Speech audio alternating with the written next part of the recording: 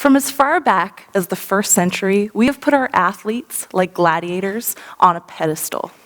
Now, a lion is a fairly obvious job hazard, but our athletes face repetitive impacts and concussions, which remain poorly understood, but could have long-lasting, detrimental neurological effects.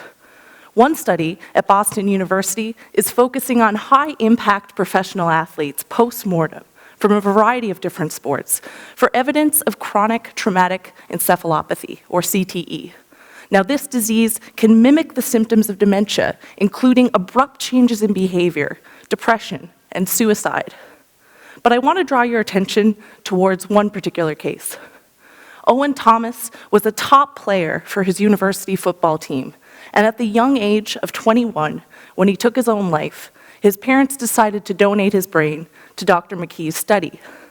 Shockingly, they found pathology riddled throughout his young brain and diagnosed him with CTE.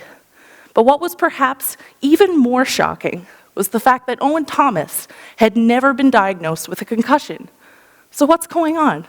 We can look into animal studies and look directly inside the brain when these impacts and concussions occur.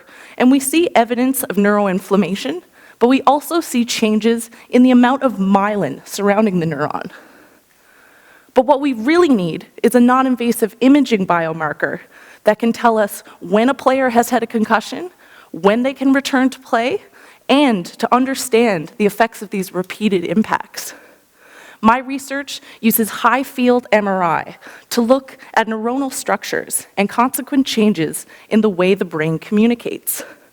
I follow a female university-level rugby team and scan over 50 players at the beginning of season and at the end of season if they did not experience a concussion.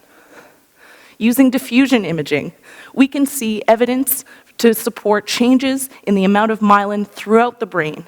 And using functional imaging, we can see changes in the way the brain communicates. And this is after a single concussion-free season. Next, together with my concussion team here at Western University, we are going to try and isolate factors that can help us diagnose a concussion in a single player, can help tell her when it's safe for her to return to the game, and to understand the graded and possibly age-dependent effects of these repetitive subconcussive impacts, because our players deserve to know. Thank you.